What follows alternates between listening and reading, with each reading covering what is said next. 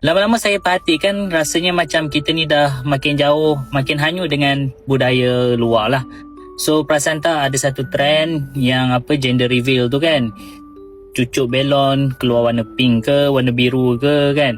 So post ni, video ni mungkin saya akan dikecam lah, tapi saya rela dikecam lah sebab mempertahankan budaya kita. Hakikatnya ini semua ni bukan budaya kita pun. Kita ni orang Melayu, kita ada adat kan. Budaya kita sangat cantik sebab dia terikat dengan nilai Islam. So segalanya ada adab, ada rasa malu dan ada keberkatan dia lah kan.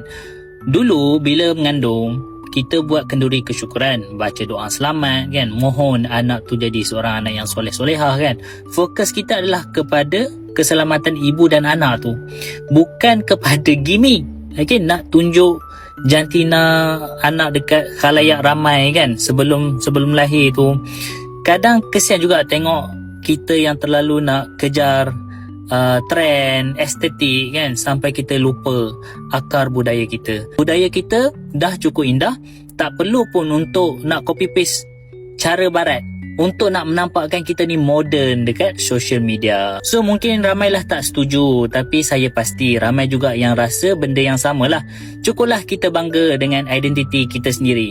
So indahnya jadi orang Melayu ni bila kita berpegang kepada agama dan adat. So sekadar renungan sajalah. So apa pendapat korang? Cuba komen dekat bawah.